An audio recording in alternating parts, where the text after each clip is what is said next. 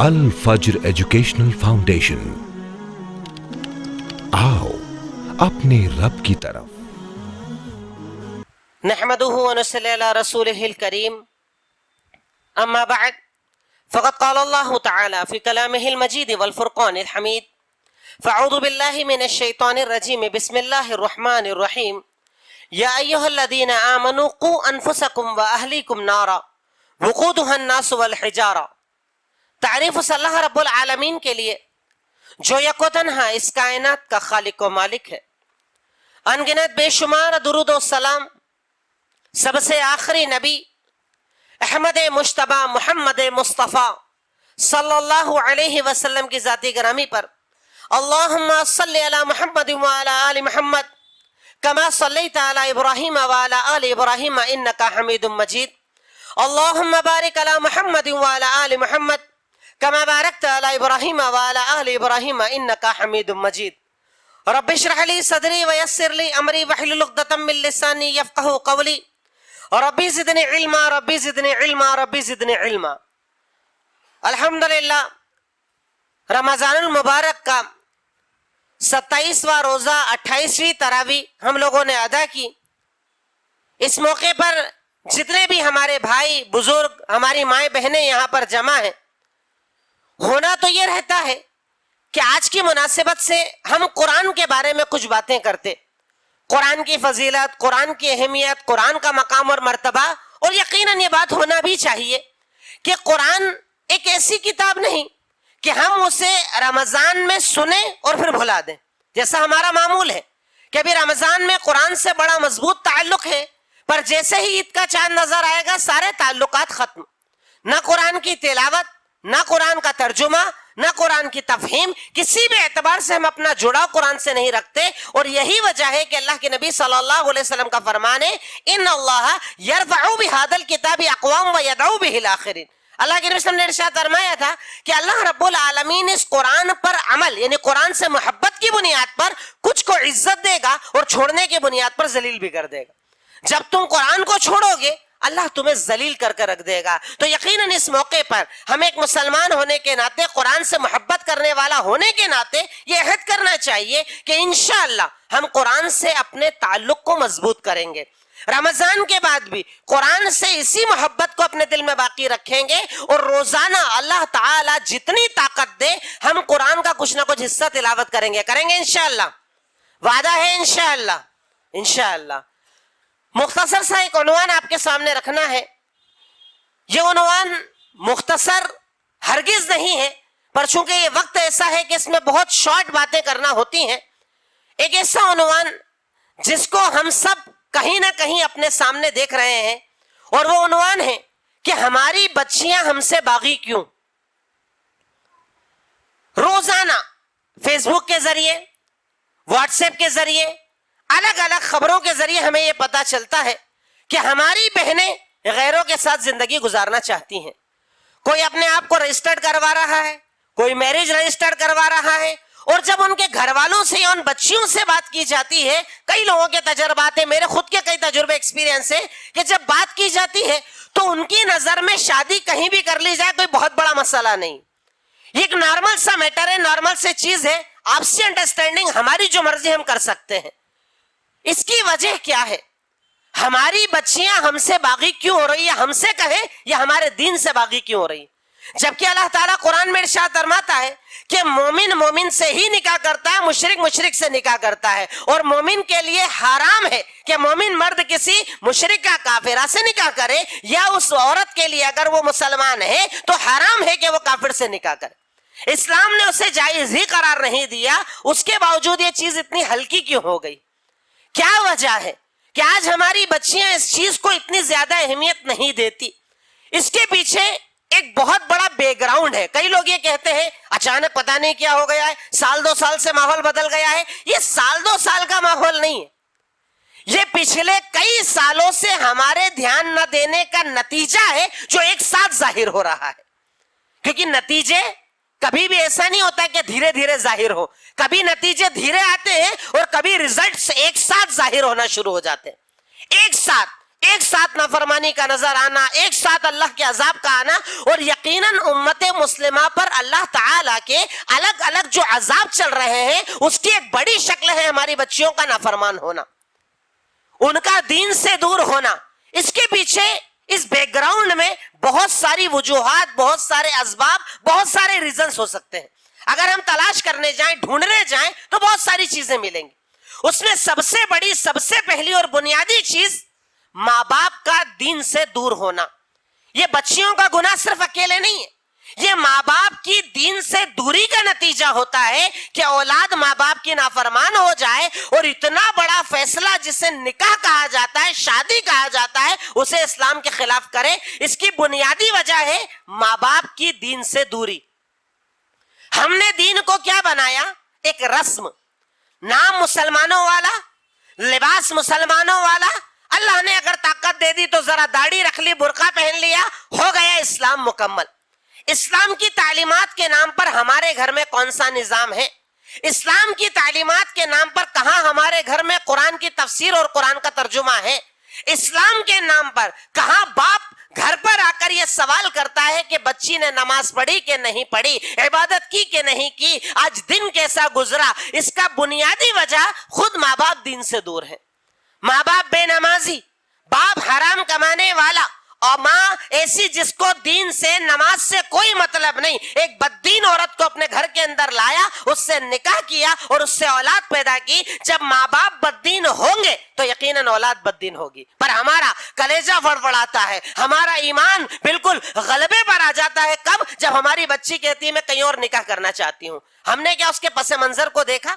ہم نے کیا اس کے پورے بیک گراؤنڈ کو دیکھا کہ ہم نے اسے دیا ہی کیا تھا جو ہماری بات سنے؟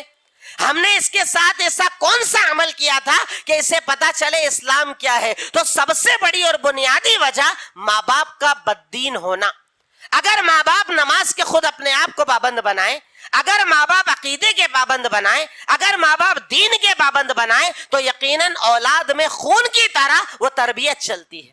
وہ تربیت بچوں کے خون میں، اخلاق میں، زبان میں نظر آتی ہے۔ مگر جب ماں باپ بددین ہوتے ہیں تو اس کے نتیجے میں اولاد بھی بددین ہوتی ہے۔ اب اگر آپ بددین ہیں، آپ دین سے دور ہیں، تو آپ کیوں چلاتے ہیں کہ ہماری اولاد ہمارے خلاف کھڑی ہو گئی، ہمارا بیٹا نافرمان ہو گیا، ہماری بیٹی نافرمان ہو گئی؟ آپ نے جب خود کو دین پر نہیں ڈھالا تو یہ اللہ کا عذاب ہے کہ آپ کی اولاد آپ کے سامنے عذاب کی طرح کھڑی ہے۔ یاد رکھیں، اللہ کے نبی صلی اللہ علیہ وسلم کا فرمان ہے کہ نافرمانی جب انسان اللہ کی کرتا ہے تو عذاب صرف ایسا نہیں آتا کہ ڈائریکٹ اللہ عذاب بھیجے گا۔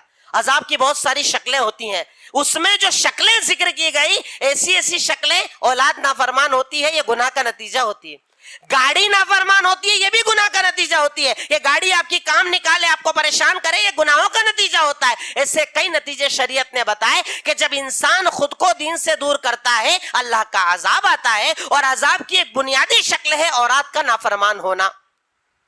دوسری وجہ، اولاد کو اسلام کی فضیلت، اسلام کی اہمیت اور ہم مسلمان کیوں ہیں یہ نہ بتانا۔ اسی لیے تو بچی کہتی ہے نکاح کہیں بھی کر لو، کیا فرق پڑتا ہے مولوی صاحب؟ یہ آپ لوگ دقیانوسی سوچ رکھتے ہیں، یہ آپ پتہ نہیں کہاں سے آئے ہیں۔ نکاح، ایمان، اس کا تعلق دل سے ہوتا ہے، بس دل میں ایمان ہونا چاہیے، کہیں بھی نکاح کر لو کیا فرق پڑتا ہے؟ اس کی وجہ کہ ماں باپ نے کبھی اولاد کو یہ بتایا ہی نہیں کہ اللہ نے ہمیں جتنی نعمت دی ہے ان میں سب سے بڑی نعمت تو اسلامی ہے۔ اللہ تعالیٰ نے کھانا دیا، اللہ نے پانی دیا، اللہ نے زندگی دی، اللہ نے سانس دی، اللہ نے صحت تندرستی دی۔ ان تمام نعمتوں میں اگر سب سے بڑی کوئی نعمت ہے تو وہ ہے اسلام۔ ہم خود ہی نہیں جانتے تو اولاد کو کیا بتائیں گے؟ ابھی اگر میں آپ سے سوال کر لوں کہ مجھے اسلام کی 5 خاصیتیں بتا دو، ہمیں پتا ہے اسلام؟ بس ہم تو گوشت کھاتے ہیں، ہمارے گھر میں قربانی ہوتی ہے، ہم ہر طرح کے تہوار مناتے ہیں، ہم مسلمان، ہمارا نام مسلمانوں والا، ہو گیا کام ختم۔ آپ کیا جانتے ہیں اسلام کے بارے میں؟ آپ کیا جانتے ہیں تعلیمات کے بارے میں؟ آپ کی بچی جب آپ نے اسے اسلام نہیں بتایا، اب وہ باہر نکلی، اسکول گئی، کالج گئی، اسے جو بہتر نظر آیا اس نے اڈاپٹ کر لیا، اسے جو اچھا نظر آیا اس نے اسے ساتھی بنا لیا، کیونکہ اس کے پاس انبلڈ کچھ بھی نہیں ہے، اندر کچھ بھی نہیں ہے۔ اب جیسے موبائل ہمارے یہاں ہوتا ہے، اگر موبائل میں پہلے سے ڈاٹا ہو، نیا ڈاٹا آئے گا اس کے اندر کیا لکھا آتا ہے؟ میموری فل، मेमोरी फुल। अब इसमें अगर नया कुछ डालना है तो पुराना डिलीट करना पड़ेगा, वरना नया नहीं आएगा। अब अगर आप औलाद के दिमाग और दिल में इस्लाम का डाटा ऐसे डाल दो कि जब कोई और आना चाहे तो मेमोरी फुल, कुछ नहीं आएगा इसके अंदर, पहले डिलीट होगा फिर नया आएगा। अब जब पूरी मेमोरी खाली है, जहां से जो आएगा अडॉप्ट कर लिया जाएगा, जहां से जो दिया जाएगा औलाद ले लेगी। कॉलेज में वो दीन ले रहे हैं, वो हर एक से दीन हासिल कर रहे हैं, लादीनियत वहदानियत जो उन्हें दे दी जाए। उन्हें जब बताया जाता है बाहर जाकर, अरे इस्लाम में तो साहब औरतों पर बड़ा जुल्म किया गया है,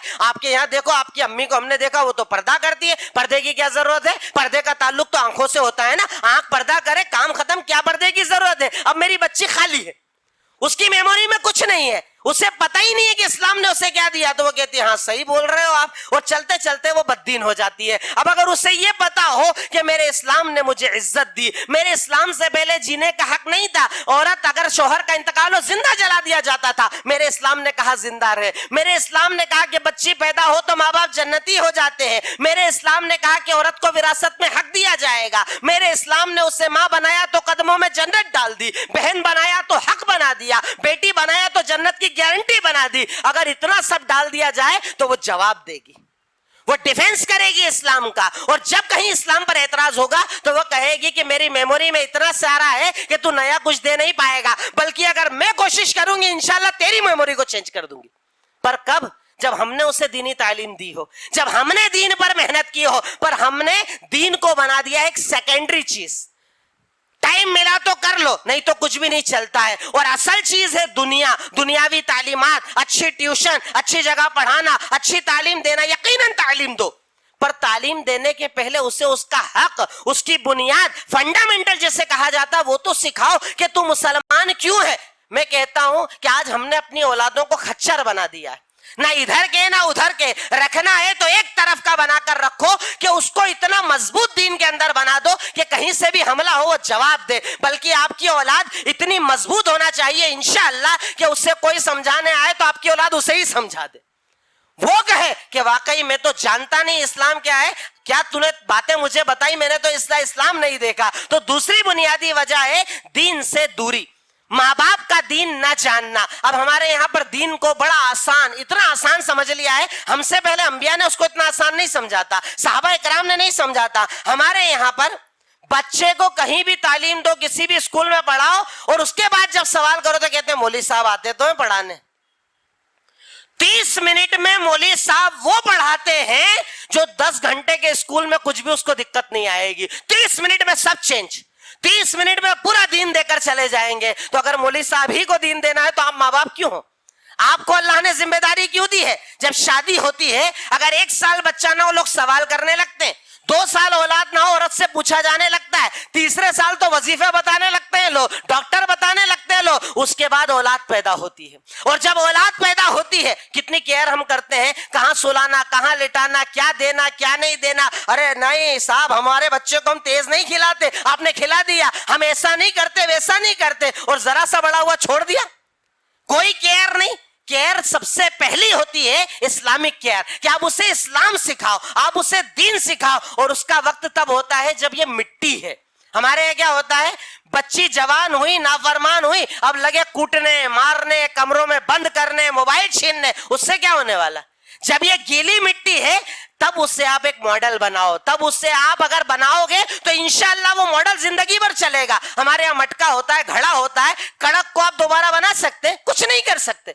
जब वो गीली मिट्टी है तब आपको उसको डेवलप करना होगा, आपको उसको बताना होगा कि इस्लाम क्या है, अच्छाई क्या है, बुराई क्या है, दुनिया क्या है, दुनिया में किस किस तरह के हमले हो रहे हैं। छोटे से उनकी तरबियत शुरू करो, छोटे बच्चों की तरबियत शुरू करो। छोटे में ही बच्ची को बताओ कि बेटा तेरे भाई पर इतनी तकलीफ नहीं जितनी तेरे ऊपर है, तेरे ऊपर हमले ज्यादा होंगे, तेरे ऊपर मेहनतें ज्यादा होगी, बेटा तुझे बहुत स्ट्रांग बनना है। उसके अंदर इतना दीन डाल दो कि उसके बाद वो डॉक्टर बने, इंजीनियर बने, कॉलेज कहीं भी चली जाए, इंशाअल्लाह अगर वो दीन के साथ जाएगी तो कोई उसको फर्क नहीं पड़ेगा, कहीं कोई उस पर हमला नहीं हो पाएगा। तो एक बुनियादी वजह दीन से दूरी है, जिसका नतीजा आज हमारी औलाद हमसे बागी है, आज हमारी बच्चियां हमसे बागी हो रही है। एक और वजह मुस्लिम समाज के अंदर जो बहुत ज्यादा पाई जाती है, बच्चे पर, लड़के पर ज्यादा ध्यान देना, लड़की पर कम ध्यान देना।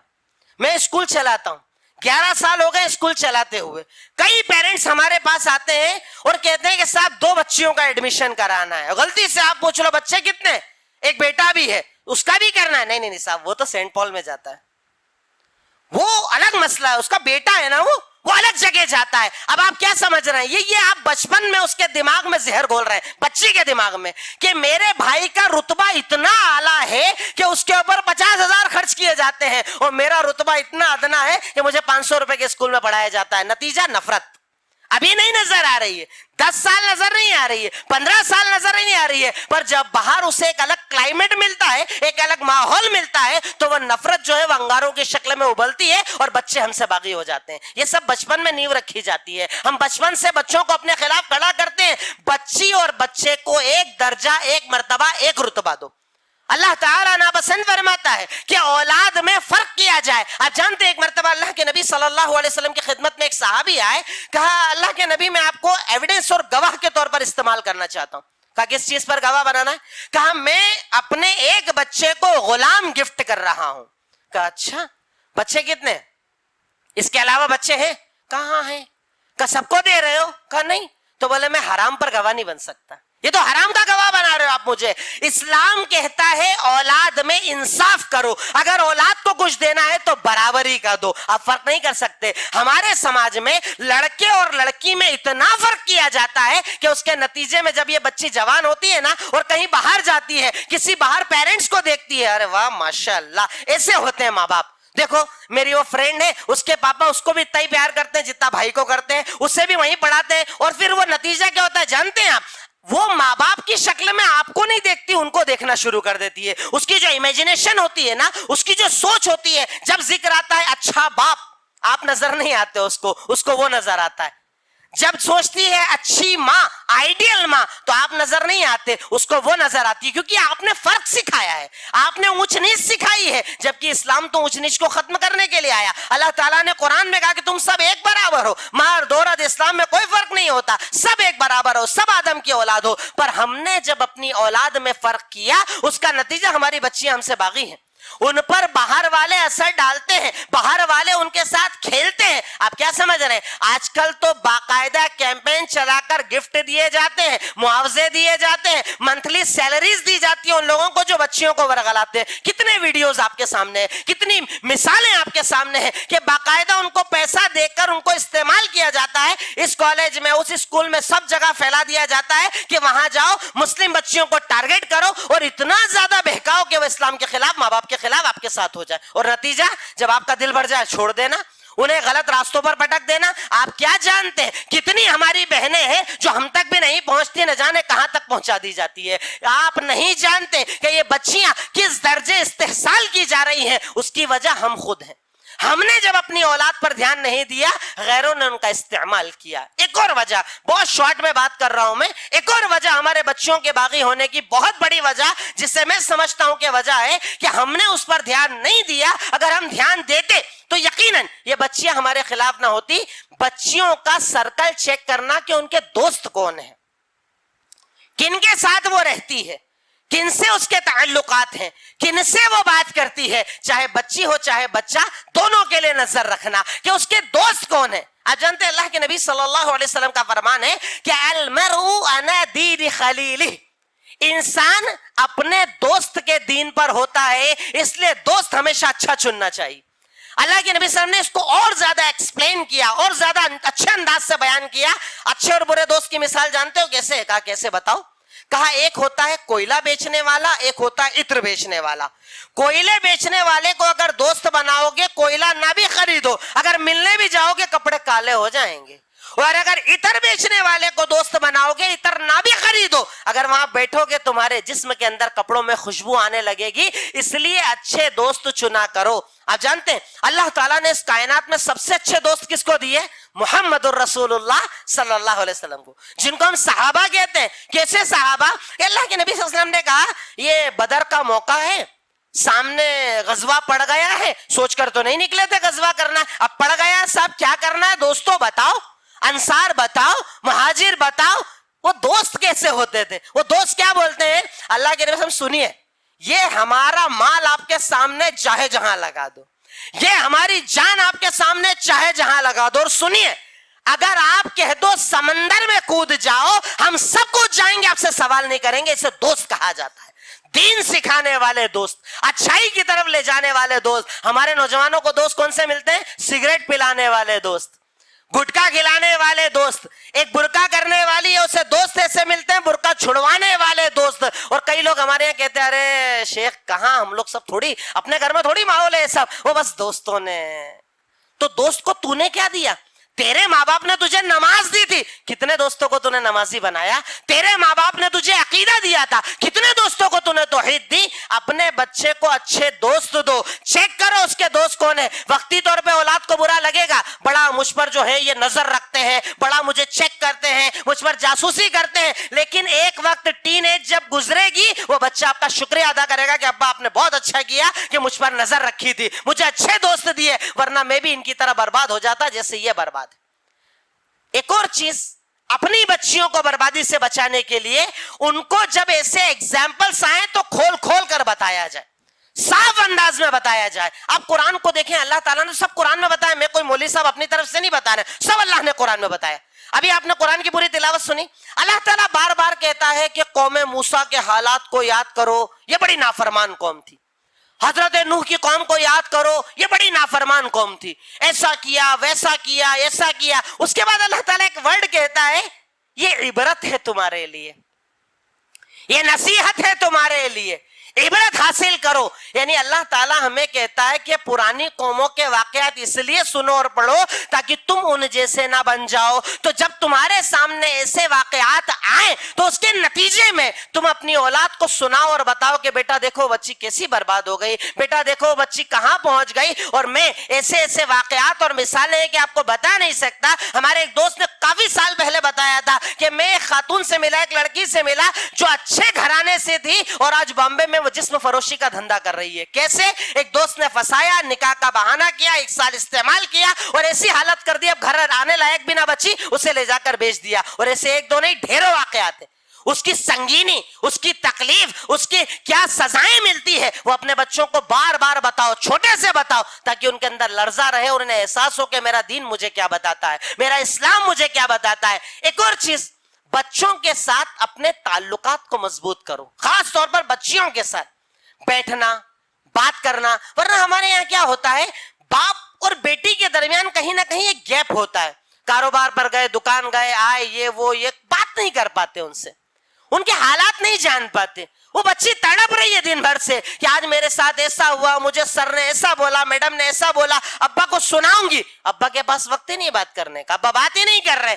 اولاد سے اپنے تعلقات کو مضبوط بناؤ, اپنی گیپ کو کم کرو, اور اگر بات کرو گے تو انشاءاللہ وہ برائی سے بچے گی.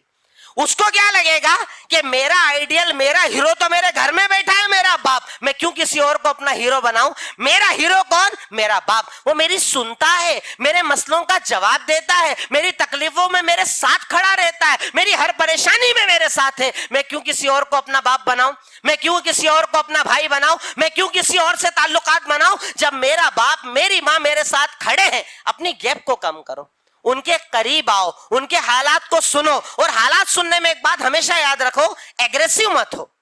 بہت جلدی غصہ ہونا یہ بھی ایک بیماری ہے جس کی وجہ سے اولاد نافرمان ہوتی ہے کہ بس بچے نے بولنا ہی شروع کیا ہے کہ ابو آج گڑبڑ ہو گئی ہے.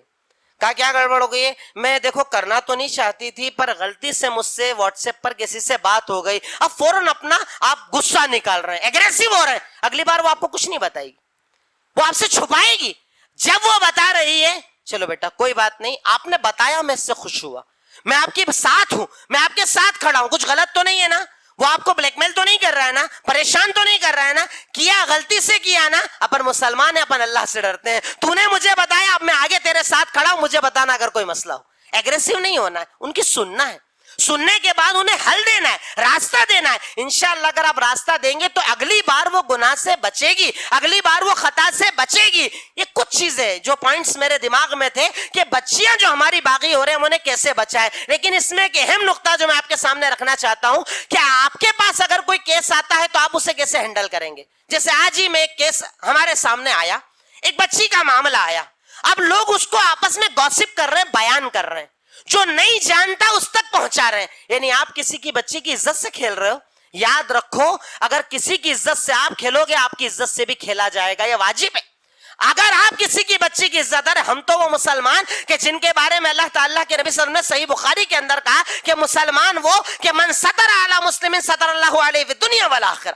اگر تم کسی مسلمان کے عیب کو جاننے کے بعد پردہ ڈالو گے اللہ قیامت کے دن تمہارے گناہوں پر پردہ ڈال دے گا۔ ہم تو کھول رہے ہیں پردے، جن کو نہیں، ارے تمہیں پتا چلا صاحب آج تو کیا معاملہ ہو گیا، ارے آپ نے جان لیا، آپ نے کر لیا نا، کافی ہے۔ کسی اور کو بتانا، کسی کی بیٹی کی عزت اچھالنا، کسی کی بہن کی عزت اچھالنا، جو ہمارے یہاں سب سے ہلکی چیز ہے، سب سے آسان، جس کو بولنے کے بعد ہم گناہ بھی نہیں مانتے، موبائل اٹھایا، فارورڈ کا بٹن دبایا اور فوٹو آگے بڑھا دیا، ارے یہ لڑکی کا ایسا مسئلہ چل رہا ہے۔ تو نے اس لڑکی کی عزت کے ساتھ کیا کیا؟ تو نے اس لڑکی کو کہاں ڈھکیل دیا؟ ہو سکتا ہے تیرے اس عمل کی وجہ سے اگر اس نے اپنے آپ کو ختم کر لیا، خودکشی کر لی، تجھے بھی عذاب دیا جائے گا، کیونکہ تو نے کسی کی عزت کو اچھالا ہے۔ جب ایسا معاملہ آپ کے پاس آئے، آپ صلاحیت کے ساتھ اسے ہینڈل کریں، ایسے لوگوں تک پہنچائیں جو اس کو حل کرنے والے، ہر ایک کو نہ بتائیں، ہر ایک تک نہ پہنچائیں، کسی کی عزت سے نہ کھیلیں، کیونکہ اگر آپ کسی کی بہن بیٹی کی عزت سے کھیلو گے آپ کے ساتھ وہی عمل کیا جائے گا۔ کبھی کسی کی عزت سے مت کھیلو۔ کئی بار ایسے واقعات میں جھوٹ نکلتا ہے، بہتان تراشی نکلتی ہے، غلط باتیں نکلتی ہے، غلط تصویر کو غلط طریقے سے استعمال کیا جاتا ہے۔ کسی کی عزت کے بارے میں اگر آپ تک خبر آئے، آپ کہو اگر وہ ڈائریکٹ ملے گا میں سمجھاؤں گا، باقی اللہ اور اس کا معاملہ، میں مسیطر نہیں ہوں، میں ذمہ دار نہیں ہوں، اللہ تعالیٰ نے مجھے ذمہ دار نہیں بنایا ہے۔ ایک بار گئے سمجھا دیا، مانے نہ مانے وہ اللہ اور بندے کا معاملہ ہے، میں اللہ نہیں ہوں، نعوذ باللہ، میں خدا نہیں ہوں، میں فیصلے کرنے والا نہیں ہوں۔ تو اگر آپ میں سے کسی کے پاس کبھی کسی کی بہن بیٹی کا مسئلہ ہے، اللہ کے لیے اسے اچھالو مت، اسے آگے مت بڑھاؤ، خود حل کرنے کی طاقت ہے تو حل کرو، نہیں تو زبان پہ تالا لگاؤ، کیونکہ یہ بہتان تراشی، یہ الزام تراشی، یہ کسی کی عزت سے کھیلنا بہت بڑا گناہ ہے، اور اللہ رب العالمین اس سے ناراض ہوتا ہے۔ اللہ تعالیٰ کہیں ایسا نہ ہو کہ آپ کے ان جملوں کی وجہ سے آپ کی نمازیں برباد ہو جائے، آپ کے روزے برباد ہو جائے، آپ کی عبادتیں برباد ہو جائے۔ کوشش کرو اپنے بچیوں کو بچانے کی۔ کچھ طریقے میں نے بتائے میرے ادنا علم کے مطابق جو مجھے نظر آیا، ایسے بہت سارے طریقے اور بہت سارے ریزنز آپ تلاش کر سکتے ہیں کہ آج ہمارے بچے ہم سے بات کیوں نہیں کرتے، ہم سے تعلقات کیوں نہیں رکھتے، ہمیں اپنی مصیبت کیوں نہیں بتاتے، کیوں کسی اور کو جا کر بتاتے ہیں، اور اگر کسی اور کو بتاتے ہیں اس کے پاس کون سی صلاحیت ہے جو ہمارے پاس نہیں ہے۔ اگر اسے بتا رہے مطلب مجھے بھی ویسا بننا ہے، میری اولاد کے لیے وہ ہیرو ہے، میری اولاد کے لیے وہ آئیڈیل ہے، مجھے ویسا بننا ہے۔ اگر ہم کوشش کریں گے تو یقیناً کر سکتے ہیں انشاءاللہ۔ اپنی اولاد کو بچانا پڑے گا، یہ اولاد اللہ کی نعمت ہے، یہ اولاد اللہ کا انعام ہے، اللہ تعالیٰ نے انعام کے طور پر یہ اولاد ہمیں عطا کی ہے۔ اللہ تعالیٰ اس انعام کے بارے میں ہم سے پوچھے گا۔ مختصر سے انداز میں کچھ باتیں جو میں نے آپ کے سامنے رکھی، اللہ تعالیٰ سے دعا گو ہوں، اے الہی مولا رب العالمین، اے خالق مالک رحمان رحیم، یقیناً تو غفور ہے، تو غفار، تو رحمان ہے، تو رحیم، تو ہی اول، تو ہی آخر، تو ہی ظاہر، تو ہی باطن، تو سمیع، تو بصیر، تو علیم، تو خبیر، تو رب العالمین، اے ارحم الراحمین، اے ذوالجلال والاکرام، تو ہم تمام کے گناہوں کو معاف فرما دے، اے اللہ ہماری خطاؤں و لغزشوں کو معاف فرما دے، اے اللہ رمضان کی ہماری عبادتوں کو قبول فرما لے، اے اللہ ہمارے نمازوں کو قبول فرما لے، اے اللہ ہمارے روزوں کو قبول فرما لے، اے اللہ ہمیں عذاب قبر اور عذاب جہنم سے نجات عطا فرما دے، اے اللہ جنت الفردوس میں جگہ عطا فرما دے، اے اللہ جو پریشان ہیں ان کی پریشانیوں کو دور فرما دے، اے اللہ جو قرضوں میں ڈوبے ہیں قرض کی ادائیگی کی راہیں کھول دے، اے اللہ حلال کاروبار میں خوب برکت عطا فرما دے، اے اللہ حرام رزق سے بچا لے، اے اللہ حرام رزق سے بچا لے، اے اللہ ہمارے جو بے گناہ بھائی کافروں کی قید میں ان کی رہائی کے راستے فرما دے، اے اللہ ان کی رہائی کے راستے فرما دے، اے اللہ ان کی غیب سے مدد فرما دے، اے اللہ ان کے بچوں کا مددگار بن جا، اے اللہ ان کے گھر والوں کا مددگار بن جا۔ اللہ تو مدد نہ کرے گا تو کون مدد کرے گا؟ اللہ مسلمانوں کی مدد فرما دے، اے اللہ ان فتنوں میں ہماری مدد فرما دے، اے اللہ اس تعصب میں ہماری مدد فرما دے، اے اللہ اس ظلم کے دور میں ہماری مدد فرما دے، اے اللہ ظالم کو کمزور کر دے، اے اللہ ظالم کی طاقتوں کو کمزور کر دے، اے اللہ اس کے اتحاد کو کمزور کر دے، اے اللہ اس کے تکبر کو برباد کر کے رکھ دے، اے اللہ اس کے اسلحہ اور اس کی طاقتوں کو اسی کے خلاف استعمال کروا کروا دے. اے اللہ تو تو غالب ہے نا, اے اللہ تو تو طاقت والا ہے نا, اے اللہ آسمان و زمین تیری ہے, اے اللہ کبریائی تیری ہے, اے اللہ یہ ساری قدرت تیری ہے. اے اللہ ہم چاہتے ہیں کہ تیری قدرت نظر آئے, اے اللہ ہم تیری طاقت دیکھنا چاہتے ہیں. اے اللہ ظالموں کو برباد کر کے رکھ دے, اے اللہ ان کی طاقتوں کو توڑ کر رکھ دے, اے اللہ ان کے اتحاد کو توڑ کر رکھ دے. اے اللہ ہمیں متحد کر دے, اے اللہ ہمیں ایک کر دے, اے اللہ ہمیں ایک طاقت بنا دے. اے اللہ مل کر تیرے دین کی خدمت کرنے کی توفیق عطا فرما دے. اے اللہ اپنا جان مال سب کچھ تیرے دین کے لیے قربان کرنے کی توفیق عطا فرما دے. اے اللہ ہمارے یہاں آنے بیٹھنے کو قبول فرما لے. وآخر الدعوانا ان الحمدللہ رب العالمین. السلام علیکم ورحمۃ اللہ وبرکاتہ.